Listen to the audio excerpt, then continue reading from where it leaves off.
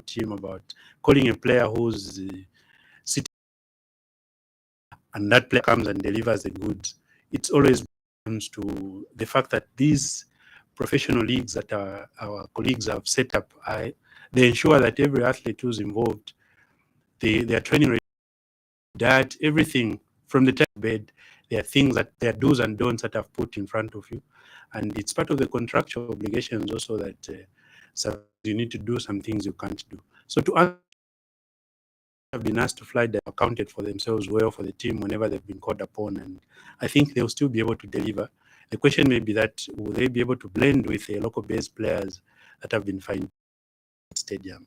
But I think. Would you say the absence of Zanaco ladies striker Sarah Jerry and Nkwazi Queens, a captain, Spiri, who's against Yasa Queens and Zesco respectively, will affect the performance of the team? In a way, yes, it will, considering that these are players in a squad that was appointed. The fact that they've had to withdraw, to make an injury-induced withdrawal, it changes the formations that the coaches were looking at. They may not have the kind of names that players like Barbara Banda have created at the national team, but the fact that they were in the 23-member squad that was announced earlier and they've had to withdraw because of injuries, it will definitely ensure that the coaches, the squad, win one way or another. But I think there's able replacements that were called in after the injuries to those two players you mentioned, and the replacements will have to take the chances created to them, although it's through an injury of their counterpart, but they'll have to take the bull by its own and be able to show that they are with the representation injured. And the injuries came through in training, and it still gave the coaching staff more than a week to call in replacements and for the replacements to start training with their colleagues. It gives them enough time. So I think even in a way or another, but I think the amount of time that was there from the time the replacements were announced is good enough for Coach Bruce Mwape and the rest of the coaching staff to be able to blend and prepare for Angola. I may not be very expert like you in terms of terminologies when it comes to the Queen's language. I heard you say cut the coach some slack. Don't laugh. I'm serious. Well, it's a figure of speech that it means that in fact it's a double-edged, where we say that the coach could take by doing this, but give him enough rope to hang himself, or give him enough time to show that the decisions he's made will come through. Thank you for the explanation. I was so ignorant. I've heard people use that terminology, and I've always wondered what it means. Thank you for educating me. Would like to wish the Copper Queens all the best as they shape up for Angola in week's 2024 Women's Africa Cup of Nations WAFCON second round first leg qualifier. Copper Queens will play Angola 9th of November. Then they will host Angola on the 5th of December at Levi Mwanawasa Stadium in Andola. We are hoping our fans would like them, in fact, to turn up in large numbers and cheer the Copper Queens to victory against Angola. This is Football Time on 5FM and Muchinga Radio in station for this program. World Cup qualifiers for 2026 global showpiece that will be hosted Mexico and the United States of America. Zambia took to the turf against Niger first. We beat Niger at the Levi Mwanawasa Stadium in Dola for 2. Then some days later, we were catch in Morocco, where Congo Brazzaville are playing their home matches because of not having a suitable ground to host World Cup qualifiers back in their home country. And Congo Brazzaville was too good for the Copper Bullets of Zambia, beating Chipolopolo 2 goals. Let's start with the good news. Then we start with the bad news. You actually transposed it. It's Congo Brazzaville that we beat. What did I say? You said Congo Brazzaville for the Chipolopolo. Did I say Congo Brazzaville? Yes. So it's Congo Brazzaville we beat 2-1 in Ndola. Then Niger beat us. No, Congo Brazzaville we beat 4-2 in Ndola. Niger beat us 2-1 in Marrakesh. And I said it the other way around. Yes. I think it's because I was so disappointed with the result that even just mentioning the name Niger brings a very bitter taste in the mouth. Exactly. Let's start with Zambia 4, Congo Brazzaville 2. And I think, to be fair, to be brutally honest, the defensive were exposed in that victory. And I think it's to bring out the Eels on a night that you've actually won. On that particular day, even before the game, we all knew that our strike force was so potent, but it was a defensive side that we all had our doubts, primarily because Coach Avram Grant seemingly had built a defensive partnership between Frank Mson, Tandy Mwape, the coming in of Stopila Sun. We thought that the defensive lineup was already set, but due to injuries and Tandy Mwape being unattached, that kind of partnership was breached. We only had Stopila Sunzu among that defensive lineup who was available for that match. And true to form, we saw what happened. In no time, Zambia scored, but they were pegged back twice. Congo Brazzaville ended up leading 2-1, and although we had to come back and win 4-2, the defensive frailties were still exposed. And while defensive frailties, the issue of the goalkeeping department, this is something that was talked about before the match, that we haven't had consistency in terms of who our number one or first choice goalkeeper should be. Since who's going to be the first choice? We've tried Sirio Chiwe, we've tried Lawrence Mlenga, young Francis was tried against Niger, and honestly, I think the both goals, you would think that even if the goalkeeper ended up being too exposed because of the defensive frailties, like I said, he could have done something. But football is a team sport.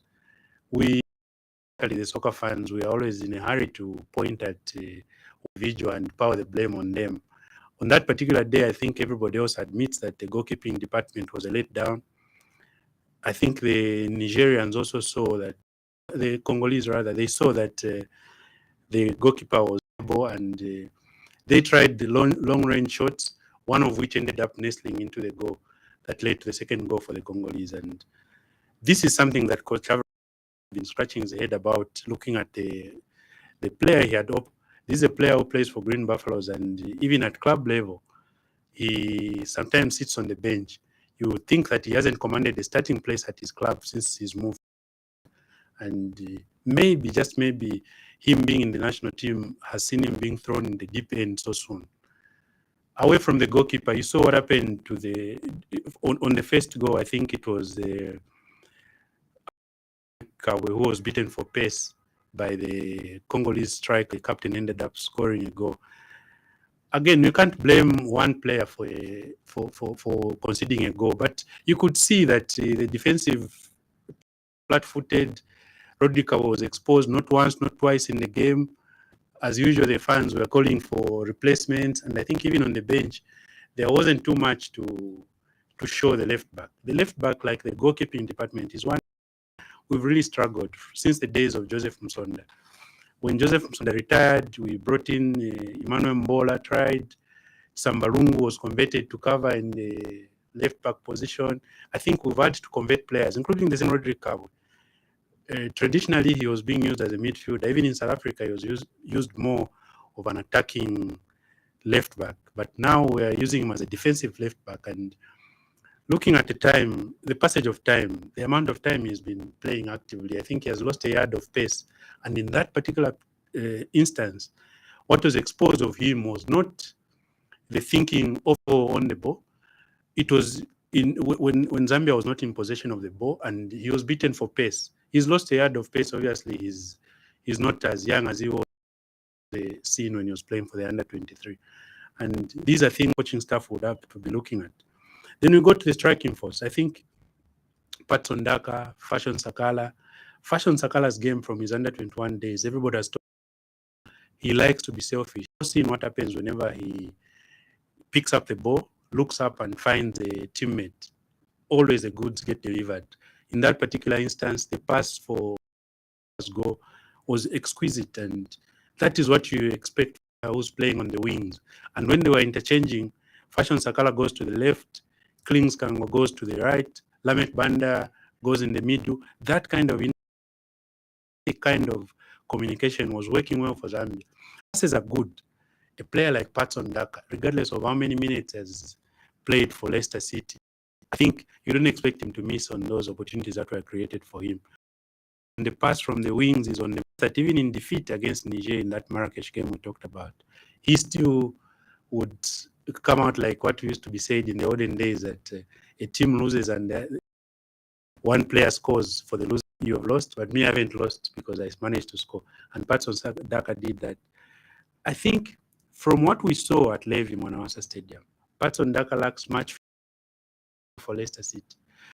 And the contribution he has made in those two games, just imagine what he would be able to deliver if he were playing week in, week out for Leicester City. I think the best is yet to come. And the best is yet to come for the Chipolopolo if we're going to maintain the same qualifying series. The goodness with this one for the World Cup, it spans a 2-year period. When the first game was played after 1-4-2, why don't we play all the qualifiers this month because we are so much on form? Then you look at how FIFA has staggered it.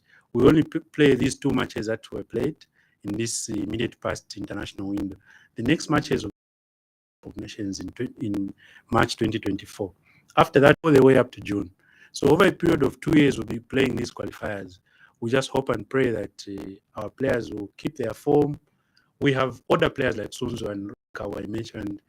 They may be too tired to compete by the time the qualifying series is done. But I think the contribution they bring, they are players that have abided their time. I think even when you are criticizing them, I use a cliche, to cut them some slack, they've contributed so much to the Chipolopolo. I think we have to criticize them with much restraint.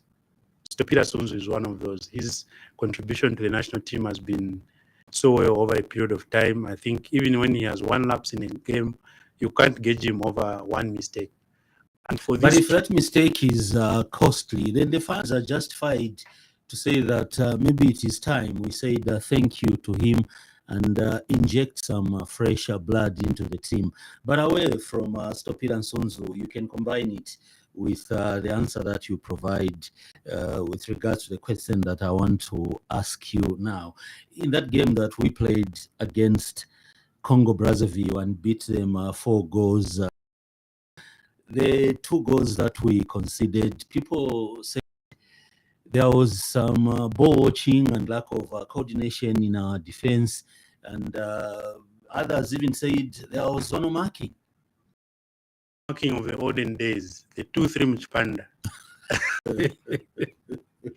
I think those, we called them 2-3 in Mchipanda those days. I think they still make sense up to now. To the extent that whenever a midfield player is out of position, he's already being covered by a defensive player. But I think one weakness that team might have had is that we had so many similar attributes. Firstly, you look at being naturally left-handed, the way Mano Banda is. So, or left-footed this time. Or left-footed, yes. Because they use their legs to play. Unless they were driving. I see you've been driving a lot of late. Yes, a left-footed player like Imano Banda, a left-footed player like Rodrick Kawe, when the attack is coming on their wing and they are beaten for pace, you have to turn 360 degrees for them to become active again. And by that time, the winger would have already left them for dead. I think the attributes of Imano Banda in that particular game, we had Benson Sakala pairing, the midfield defensively, I think wasn't good enough. The ball part that people have brought out, I think it's a kind of situation where the communication was not there on that particular occasion where those 2 goals were conceded. Who's going to know that when a person, because the lineup is in such a way that you have a goalkeeper, you have the defender, then you have the midfielder. So when the midfielder is on the ball or off the ball, if in transition they're going forward as a ball, the defender knows that he has to wait for the second ball. If the defender, the goalkeeper knows that he's the one who has to wait for the second ball. Now that communication, if it's not there, it's always a problem. In football, in modern football especially, every player of the game, because anything can happen. In one split second, possession can be lost to your opponents. And good readers of the game, both offensively and defensively, an offensive attack can immediately be turned into a defensive mode. And when you're transitioning from attack to defense, most likely you need pacey players, and our defense is aging. So that the Congolese captain, the one who scored the second goal, I think he realized that the players he's playing with are not good at, they're not speedy defenders. So all he did was get the ball and try to run at them. And once you run at a defender who has lost a yard of pace, who's beaten for, that's it, because they have to turn around and try to play catch up. In that moment, you have 3 or 4 players that are out of position trying to cover up, and in a blink of a second, they go. It didn't help that the goalkeeper was a bit cagey. He was thrown at the deep end, like I said. He's a player who has not played so much for his club, I think. The experience of Lawrence Mlenga was going to be important in that game. If Lawrence Mlenga had played in that game, he would have gained more experience, which would have been useful for the next match. But again, same applies to Francis. The game he played against Congo Brazzaville exposed him to what he needs to do in a game. And there's very little respite these days with the fixtures that come fast and quick like that. Within 3 days, you have to play another game. So he makes a mistake today, 3 days later, he has another game, either to correct a mistake or even do a more serious mistake. Luckily for him, or unluckily for him, he was dropped. That is a goalkeeper. And the one who conceding 2 also. I would be interested to see if there was a game tomorrow, what Coach Abraham Grant would do in the goalkeeping department. All in all, would you say that win against Congo Brazzaville an accident? Not at all. I think the accident was a loss. I think the way the players played in that game against Congo, I don't understand. In a way, you take it that they were caught, because the game had just started, and before you know it, 5 minutes later, we're already down. The players are still sleeping. The players are still in the dressing room. They've already conceded. And while they're still coming to terms with the fact that they're going to go behind, another one is conceded. They're playing catch up. And they're playing. You've brought out the loss that we suffered at the hands of Niger. Some people have proffered reasons among that. The game against Congo Brazzaville gave us a false sense of optimism. It papered over the cracks. We ignored the mistakes that were made in win, because we said, look, we've scored 4 goals and Congo Brazzaville has only scored 2. We've won this game, and come the game against Niger, we just need to turn up and we'll get all the 3 points. I remember hours before kickoff, I did a phone-in program here on 5FM, and I was asking people to make their predictions, the soccer fans. If not 99.999, said I was going to win that game, that Niger was no match for Zambia after what we did to Congo Brazzaville. Came the day, Zambia shocked. Did it come as a shock to you? Yes, I was shocked actually. And like you've said, the sense of optimism that we were given, force or not, the optimism was there after beating Congo 4. Optimism, because look at coming from 2-1 down, we ended up winning 4-2. But in terms of the coaching staff, I think they were not looking at the changes they made. Everybody accepts the goalkeeper had a bad day at the office in the first game, and the coaching staff. But we won. Yes, The coaching And you staff. don't change a winning team. Why fix it if it's not broken? I was going to answer your question in twofold. I was going to say, on one hand, it gave us false optimism. On the other hand, the coaching staff saw the frailties that were exposed in that game, one of which was a goalkeeping department, and they made that change. They introduced a new goalkeeper. Notion that you don't change a winning team, but they must have seen that, well, let's not expose young Francis to too much criticism. I think it would damage his career. They brought in Lawrence Mnenga. In defensive formation, they decided to bring in Cletus Chamachota, CC, Triple C.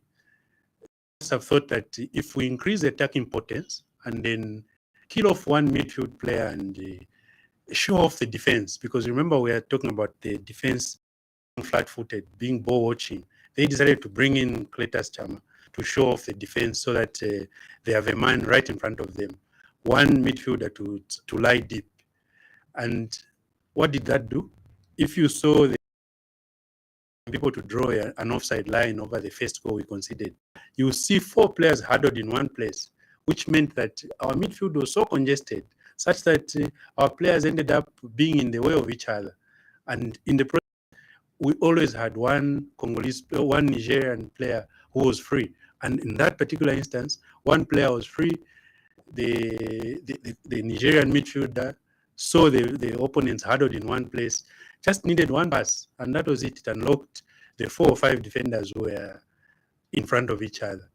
So the changes that the coaching staff made, in a way, backfired on them, because the goalkeeper who had 2 quick goals, same disease that they diagnosed Francis, recurred with Lawrence Mnenga.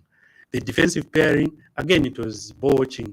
That first goal we considered, I think, if the ball did not go in, we were penalty if the defender had committed himself too much. But he ended up letting go, and the ball found itself in the net. So yes, on one hand, we can say that the win against Congo Brazzaville gave us false optimism. As fans, generally, in our selfish wisdom, we feel self-entitled to wins all the time. Whether the players play badly, whether the players are having a bad day at the office, we only want victory. We don't want any defeat. There was also talk of Zambia not having an anchorman, the likes of back in the day, Jericho Shinde, someone who could just dictate the pace of the game. They can slow down the tempo, spread those passes, intercept balls in the midfield. People are saying we do not have that natural anchorman in the Zambia national soccer team at the moment. And because of that, was exposed. There's no shield, there's no protection in front of you. I totally agree with that. And the irony that the last good anchorman we had as a team, apart from the recent Nathan Sinkala, is the current assistant coach. When he was a captain, he was transformed from being the defensive pairing with Israel Mwanza at Changa Rangers. He became the midfield anchorman for the national team. Because midfield dynamo, as we call the words of Dennis Liwewe, may he so rest in peace. I think Moses Chone was a very good anchorman, because at the national team, when he joined from Changa Rangers, he found that at the national team, there was already Elijah Tan at the back in his position. And he was so good that they couldn't ignore him. They made him midfield anchorman, the deep-lying midfielder. Now he's the assistant national team coach. We want him to polish, to find a rough stone and polish it into a diamond, to a midfield dynamo, like you say. Someone who can do that. I expected Emmanuel Banda. I expected a water carrier. Exactly. Someone that can do all the dirty work. All the dirty work. The ones that, the Casemiro type. The one that when the game ends, you don't see any patch of their jersey that has no mud. The players actually would want to refuse to exchange a jersey with them, because they do all the dirty work. Their jersey is so dirty, such that the club would even be forgiven to provide 4 sets of kit in a game. So at every other time, you have to let them change, because they're doing all the dirty work. They cover every blade of grass on the pitch, because they do all the work and then feed into the defenders. Even the goalkeeping part, you find it's the midfield dynamo who's going to the goalkeeper and say, your positioning is so poor. At that time, me and where you were standing wasn't good enough. We see it with Casemiro admonishing Onana, because he has moved so much away from his line, and Casemiro knows that in that position. Can you pick a good example of a goalkeeper? Are you saying Onana is a bad example? In fact, Onana is the best example because he's the one who loves to live his not how life. to. Okay. He's the one who loves to live his life. Carry himself. It's a good example. No, I track my words. It's a very good example. Because he lives his life and makes the work of the midfield dynamo very difficult because the workload now becomes too much. Because now it becomes ping pong. The ball comes from the offensive side, it's already with Onana position. And the midfield position, which should be occupied by the likes of Casemiro, has been vacated, meaning that it becomes ping pong and those players have to do so much dirty work in both halves. Now, given the fact that in the midfield, the defensive solidity of not having a natural anchorman, why play a 4-3-3? Why not go for is it 4-5-1? Some of these formations actually they are down to what kind of ammunition you have. I've already mentioned the issue of pace. In our squad, I think the people are gifted in terms of pace. It's only Lamek Banda, Fashion Sakala, and to some extent Patson Dak. So if those guys are going to run the gap they are going to leave in the midfield is so wide. The gap between them and the defense. That is in a 4-3-3? Yes. So if you are going to play a formation where a top man, Patson Daka, is so far away from the defense, it means that Patson Daka will be very ineffective. It means that the wing players, Lamek Banda and Fashion Sakala, will be very ineffective. When you're playing that formation you suggest, you need players who have mastered the art of diagonal passes from defense to the goalkeeping, so that they get the ball, look up, and be able to see a wingman who's already on their bike, put the ball in the wing, and then the top man is already in place and pass it to them. But that kind of formation cannot work for us because we have players like Triple C, Lamek Banda. They are good passers of the ball, but they are players that like possession. They need to hold on to the ball and then pick a pass. Pace is not their mainstay. 4-4-2? 4-4-2, same thing.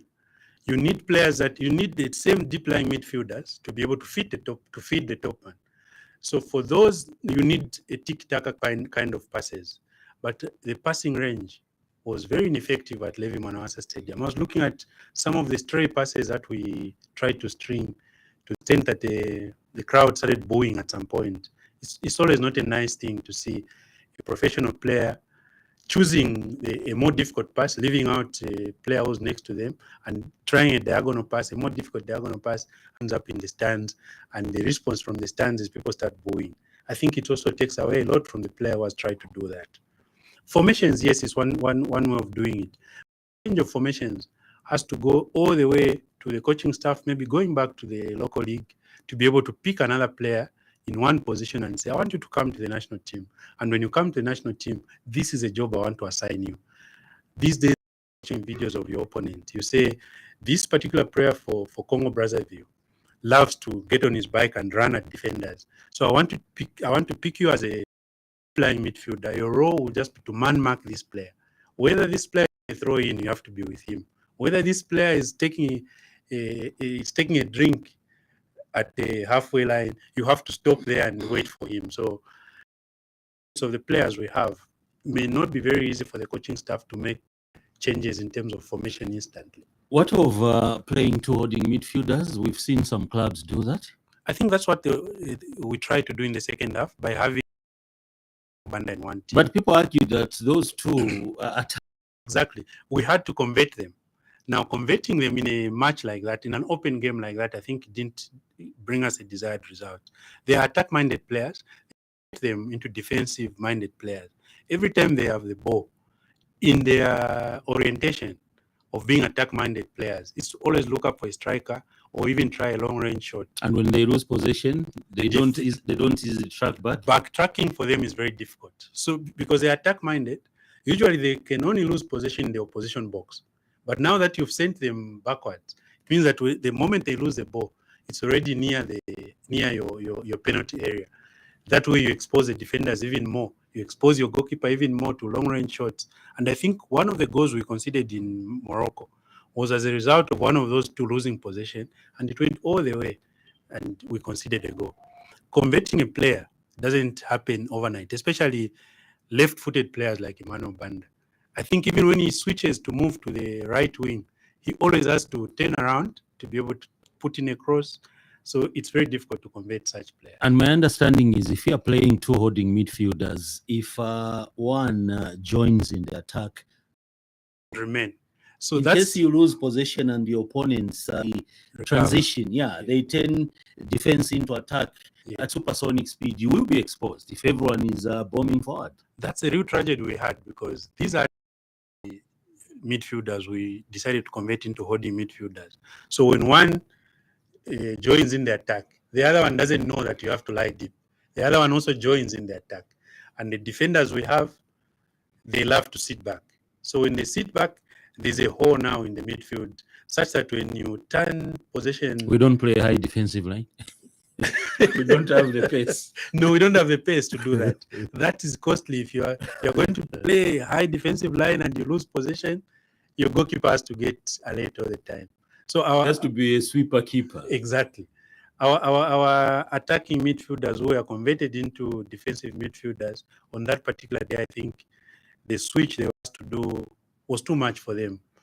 In the end, the results we got is down to the formation we changed. But Xavier, are you telling me our technical bench did not see those mistakes in the game against Congo Brazzaville to have now to start asking players on match day to say, well, we want you now to play as defense? I think they must have done this. Actually, I should put a disclaimer that we are not blaming Triple C and Emmanuel Banda for the loss. It's a whole team. Since football is a team sport, and we win as a team. Our striking force. What defensive capabilities does, for example, Fashion Sakala have? Fashion Sakala will go to the byline, into the corner flag, and turns possession into the opponent. How long does Fashion Sakala take to leave that corner flag where he sent that corner, that cross from? So in terms of defensive mode, to convert the strikers also into defenders the way Mourinho does it, Mourinho would be telling his wingmen to be in their own half when the team loses possession. And I think for the strike force we have, they also defensively. When they go into transition, they have to do it as a team. Again, go in front, come back together when you lose possession. So to some extent, I think it becomes a bit difficult when you have some of our players lose possession, they are ball watching. It means that they are outnumbered, and when they are outnumbered, they end up conceding such goals. I saw it in the game against Congo Brazzaville. I think on numerous occasions, Fashion Sakala tried to fashion out a chance on his own. He runs to the byline. The other players are not them with him, to the point that by the time he's putting in a cross, he's run too far ahead of his teammates, such that the cross only finds the defenders or indeed the goalkeeper. And that way, when you turn back to your opponents, they do a quick start, you find yourselves out of position. And when you have defenders that have lost a yard of pace, you get into a situation where you're all backtracking and the goalkeeper gets so exposed. For a goalkeeper who was only playing his first international match or first World Cup qualifying match since he started also at the COSAFA, it was very difficult for him. He was thrown to, and I think it has done him it has dealt his confidence. It has given his confidence a very low blow, because now he has to fight back for his place in the national team, and he's going to be fighting with a list of so many players that are doing so well at their teams. I've seen a lot of people come up with arguments that in the local league, we watch so many players, and how come those players are not part of the team? We have natural goal scorers like Andrew Piri from FC Muza. We have natural scorers like Forest Rangers, Moeli Dibamba, who are not in the national team. But I think for me, the strike force is something that that's the biggest weapon we have for now. If we have to make any replacements, I think for now it will have to be defenders, because departments where we've seen so far that we've been lacking in the last two games. But it's also important, I think, for the coaching staff to go and watch a lot of league games, see some of the players that have been overlooked over a period of time, see what value they can add to them. Even when they're naming these COSAFA teams, they need to bring in some players that are doing so well at their clubs. They may not really be ready for the national team, but start grooming them in tournaments like the COSAFA Cup, the junior, so that by the time they are well oiled to play for the national team, we're able to plug those gaps that have been exposed over these 2 matches that have been played. We saw a comment on social media from former Zambia national soccer team KK11 defender Elijah Litana saying that the Zambia national soccer team defenders, the current generation, need to be aggressive, and that we do not have a team leader at the moment. Maybe the context. Did he say we don't have a team leader defensively, or we don't have the team leader in the whole team? I think he meant the whole team. That we don't have a leader that can galvanize the boys when the chips are down. Someone that can talk to the team when things are not going well. Someone that can motivate them. Maybe the likes of the way Christopher Katongo was. I totally agree with him. When you look at what happened at Levi Mwanawasa, where we conceded a goal, and who was at fault with that goal? It was the captain of the side. How does he come back to galvanize the team? How is he going to ballock his teammates that you're not putting in a normal shift? That's why we've conceded. When it's him who has lost that concession of a goal. And also the armband has been around so much. Maybe, just maybe, we don't have a team leader like Litana said. I don't know the leadership qualities that a player like Pat has. For me, I think he's a natural captain in that team. The ethic that he puts in. I don't know the leadership qualities that Fashion Sakala has. For me, I think he's a natural leader. These days, I've seen a lot of players that lead from the front. They lead from the front, and when they're not getting supply of the balls from the teammates, I think a person who's leading from the front is a very good captain who can go back to the team and point fingers at players and say, you guys, you're not supplying us. I think the lack of a team leader is something that should be addressed. Again, I'll go back to Moses Chone.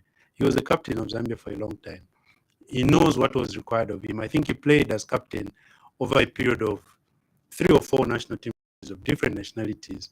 From there, he must have gotten a lot of experience, and he will be able to help with the choice of, I'm not saying there's anything bad with the current captain, but he should be able to bring out that leadership quality in whoever is given the armband, be able to tell him, your role is not to just roll up your sleeve and put an armband there. Be able to voice out, should be the most vocal on the pitch. Be able to even grab a teammate and say, whatever you're doing is wrong. Remember that row that erupted between Mwepu and Emmanuel Banda during the AFCON qualifier against Comoros? That is the kind of thing we need to see on the pitch. We want to see it on the pitch from a team leader. I think Litana was right on that score. Now, I laughed some of the comments people are making. Someone, why can't we have Frankie Musonda as a captain of the Zambia national soccer team? Then someone said he doesn't speak.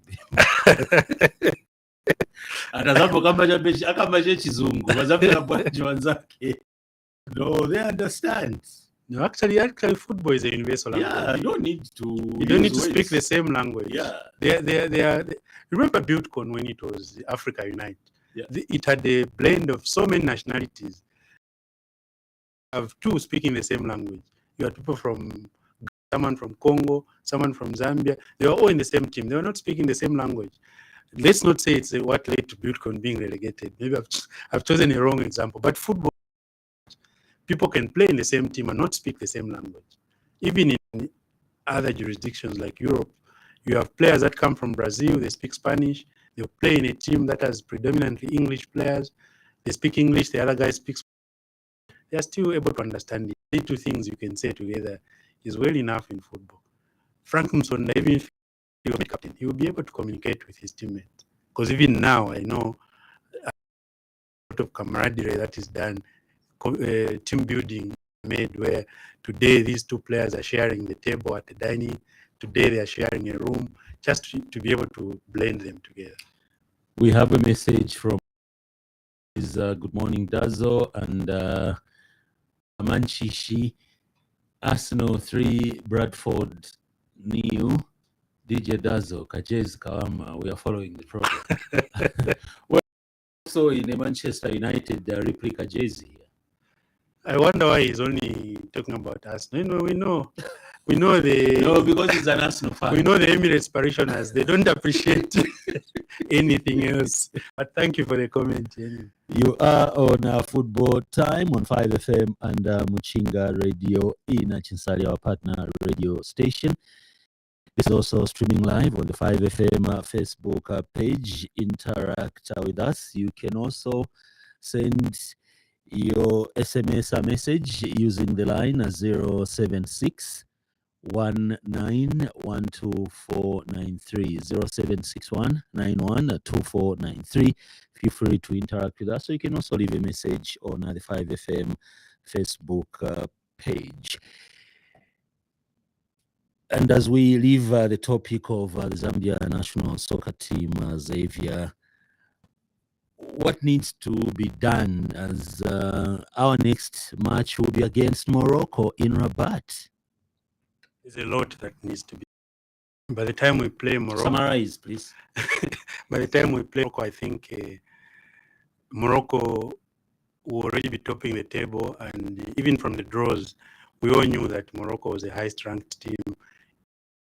Get at least something out of the Morocco game, then get a lot of points, home points, and 1 or 2 away from the other teams in the group. So when we play Morocco, I think we'll be saying to ourselves that the best, try and beat Morocco in Ndola and try and avoid Marrakesh. No. Oh, okay. So over 2 legs against Morocco. Yeah. We need to try and beat them at home, here at our home, and try and get a draw off them in Morocco. Be very assured. But now that we lost to Niger, one of the other members of the group that we were hoping that we could get 6 points from, we put ourselves in a position where we may need to get the 6 points off Morocco. The tough ask, but in football nothing is impossible. So I think it's a wake-up call. The loss in just the second game of the qualifiers shows us all our frailties and to be done to work January next year, which will help to prepare us for the World Cup qualifiers afterward. So the team that will go to the Africa Cup would have played so many games together, and continue with the World Cup qualifiers. At that point, I think we would have known what we need to do, and the coaching staff will have to polish our players. Commiserations to the Zambia national soccer team for the hands of Niger, and congratulations to them for Congo Brazzaville.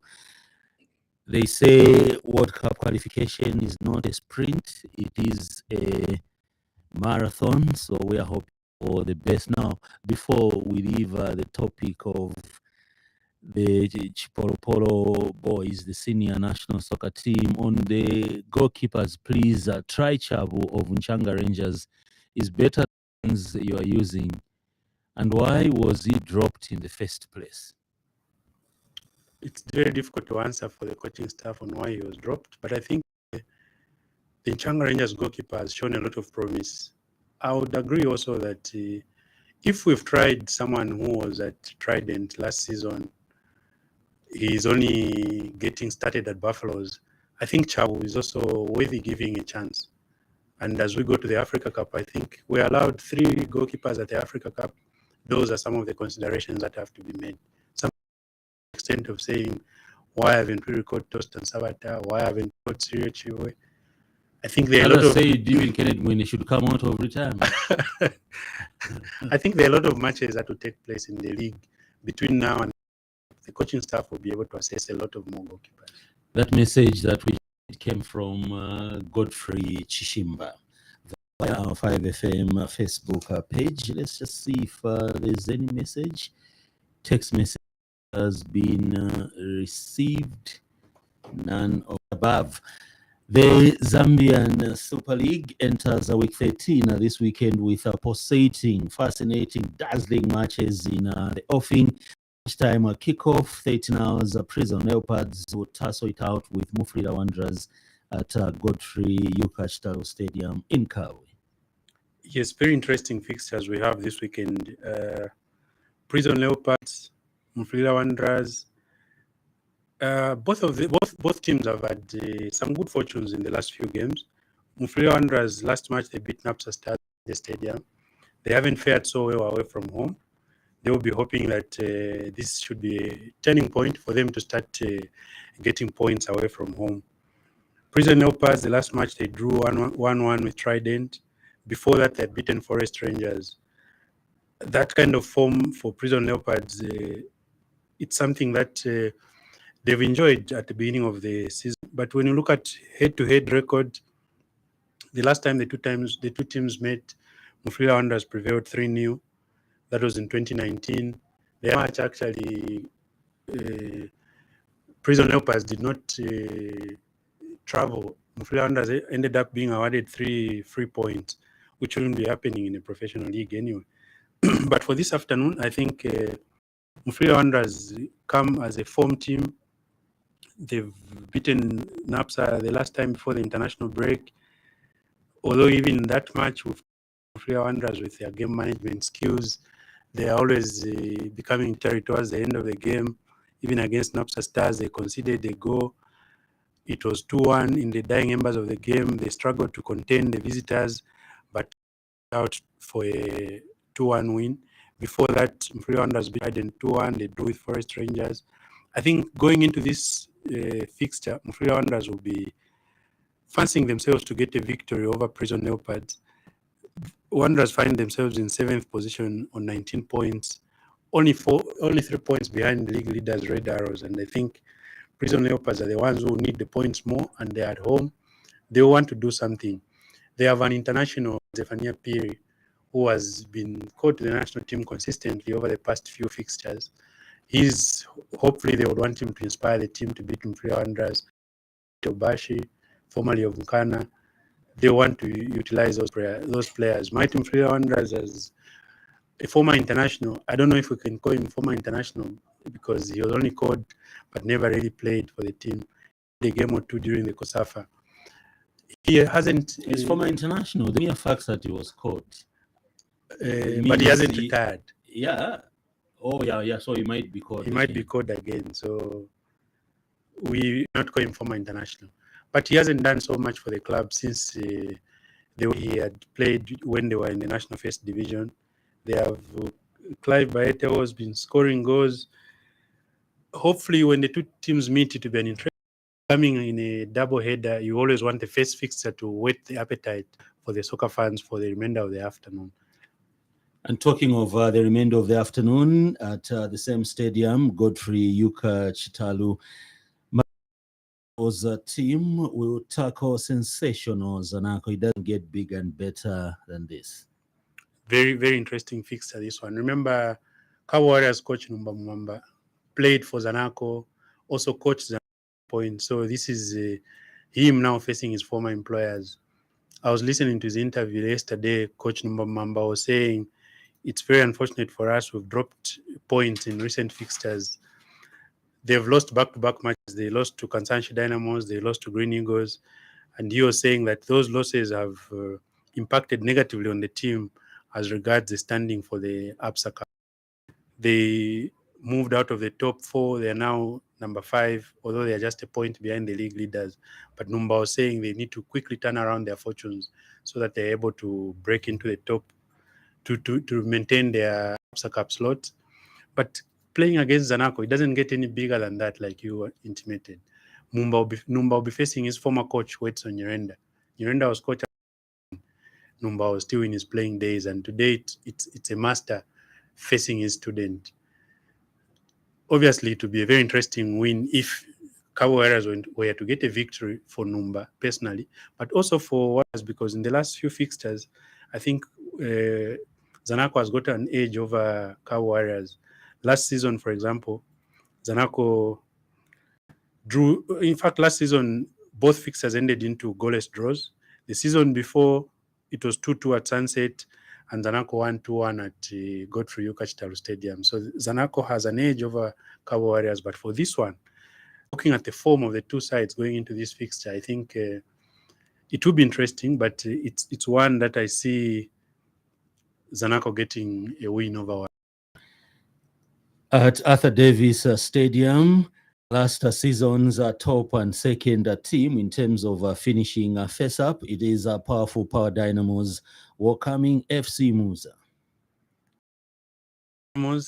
They are on a stretch of a two-game winning streak. Please don't tell us what happened last time they played and who they played. We're not interested. No, sir, but you're the one who's been preaching here that you are only as good as your last match. And the last time When did I say that? you have beginning to have selective amnesia because of the team that Power Dynamos played. I think I must have been drunk when saying that.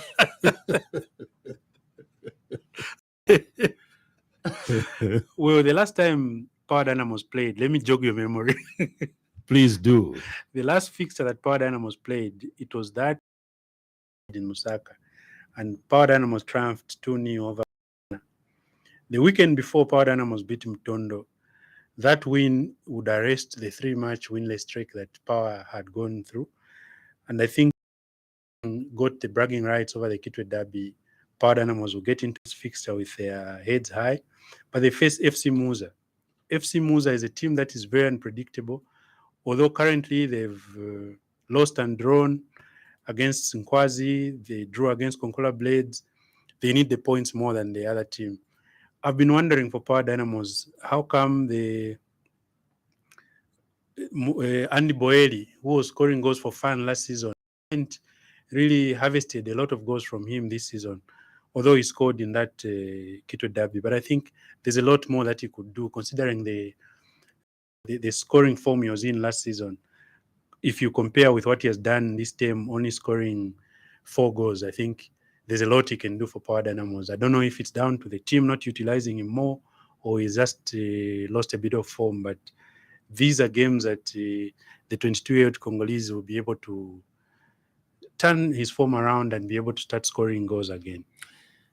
Flying Nkwazi will face off with Trident FC at Edwin Imbweda Stadium. They are indeed flying high this season, Nkwazi. At some point, they were of the pile, but due to results in the recent past, they saw that opposition being taken away from them. But let's not forget that they're on a stretch of 4 games winning run. They've beaten Forest Rangers, they've beaten Muza, they beat Nkwazi, they beat Mtondo Stars, they beat Nkana rather, and Mtondo Stars. 4 games they've won all. On account of their recent form, I think with respect, we can only say the game against Trident, there's only one result in sight. We expect Nkwazi to carry the day, especially that they're playing at home. They have the same number of points with the league leaders, Red Arrows. They would want to win a game like playing against Trident, who just got promoted from the National First Division, because they've already beaten more illustrious opponents. And I think a win today will help them to go on top of the table again. This has been dubbed as ego, mini meal, and partial withdrawal. Green Eagles taking on NAPSA Stars. I like the way sport always finds the lighter side of things. Yeah. Because talking about the mini meal issues, there's a lot that people have said about it, but for us on sports, we take the lighter side of it. And when we're talking about Green Eagles being the mini-meal derby, the others are partial withdrawal issues. I think even on the pitch, we can translate and say, will NAPSA Stars go to Green Eagles and try to get cheaper mini-meal, or Green Eagles try to get their partial withdrawal from NAPSA? NAPSA, they lost to Mfulira Wanderers the last time around. Warriors. So Green Eagles playing at home, they haven't created the fortress kind of atmosphere that they've done in previous seasons. But when you play against NAPSA Stars, you always want to begin to go on a run of winning at home, and you want to start that run against good teams like NAPSA Stars. It will be very interesting to see what the outcome will be. But when Green Eagles is playing at home, always you expect them to do so well. Konkola Blades hope to be sharp when they take on Forest Rangers at Konkola Stadium in Chililabombo, or Chilis as they call it. Yes, these are 2 teams that will be enjoying the new coach bounce. Forest Rangers unveiled Mwenya Chipepo, former Power Dynamos coach, 2 days ago. Konkola Blades unveiled Beston Chambeshi, former Nkana coach. You expect these 2 coaches to begin to repay the faith that the executive of these 2 clubs have had in them by recruiting them.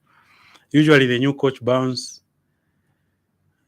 spurs a team to beating opponents they would not beat. But in this case, both teams have new coaches. We wonder which of the two coaches will inspire their teams to get one over the other.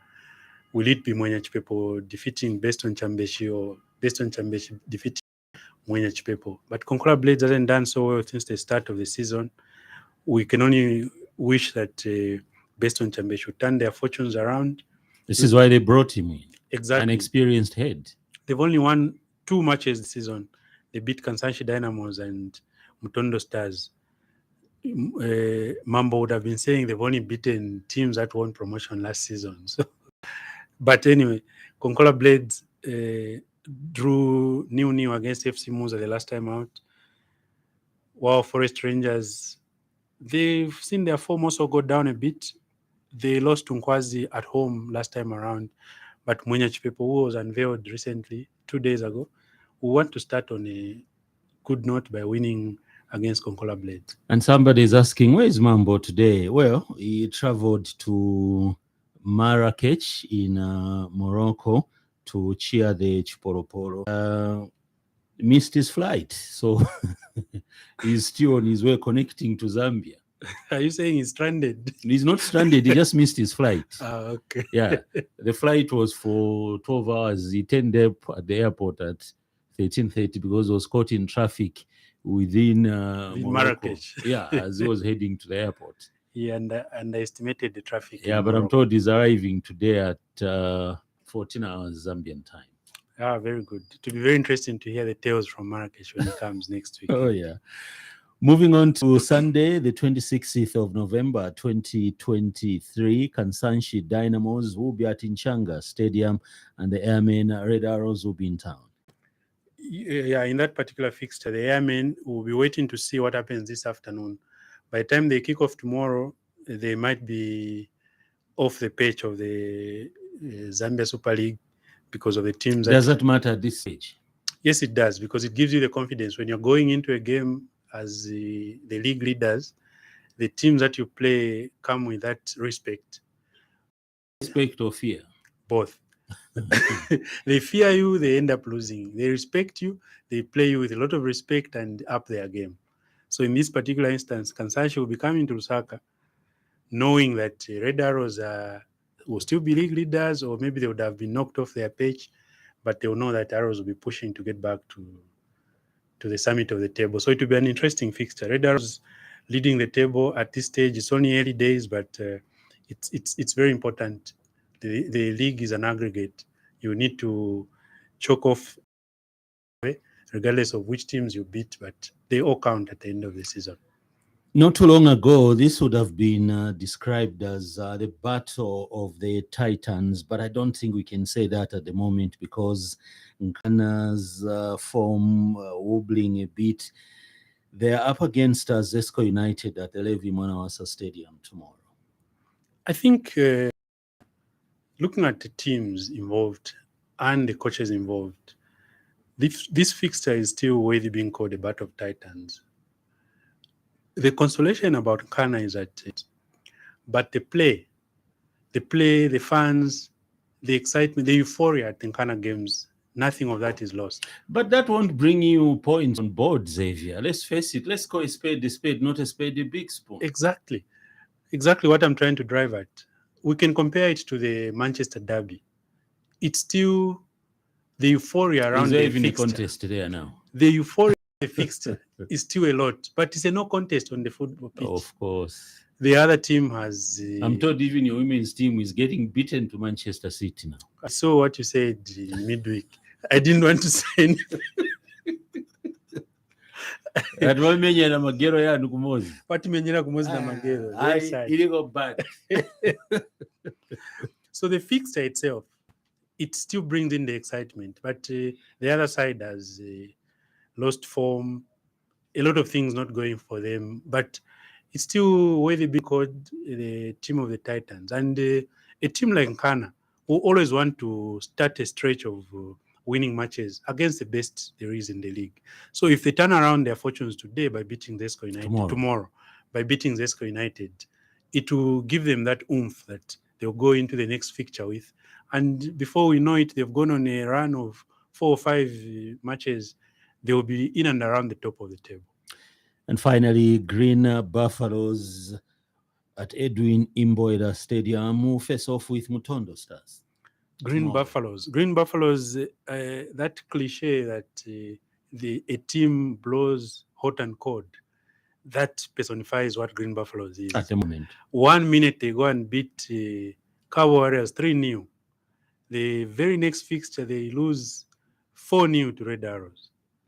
I think a lot has to be done at Green Buffaloes.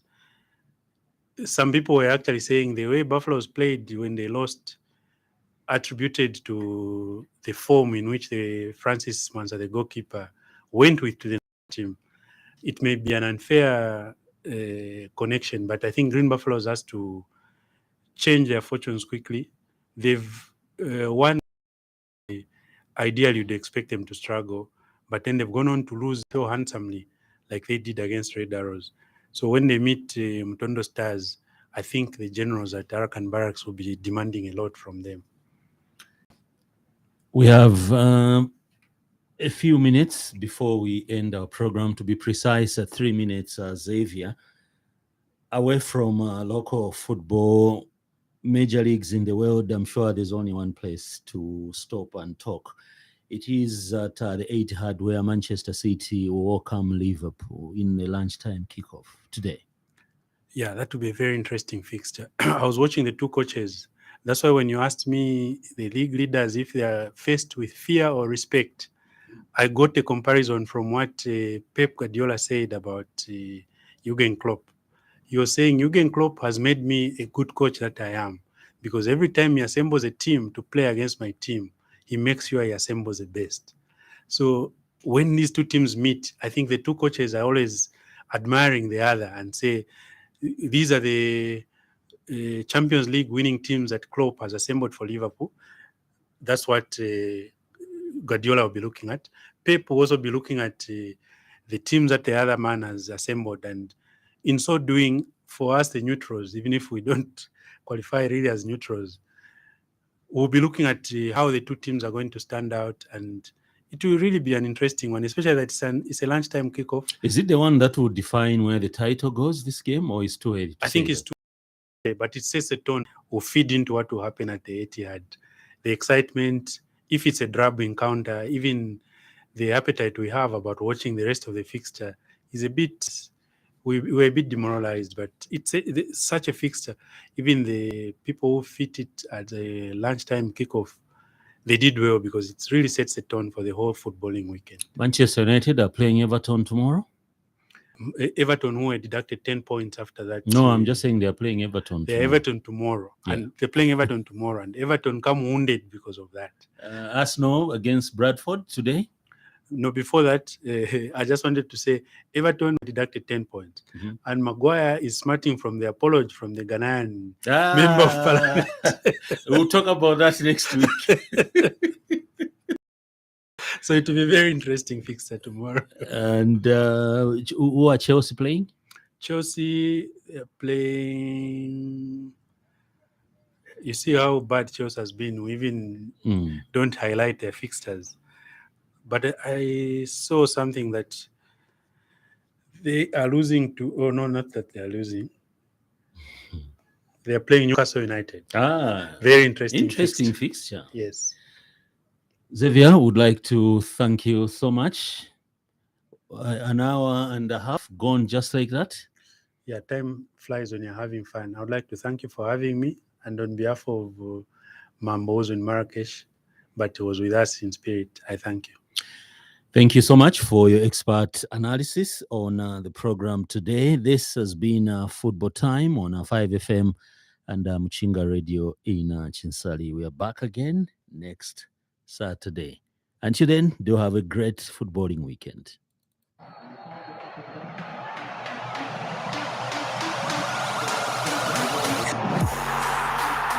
That was Football Time on 5FM Radio. Join us again next week at the same time.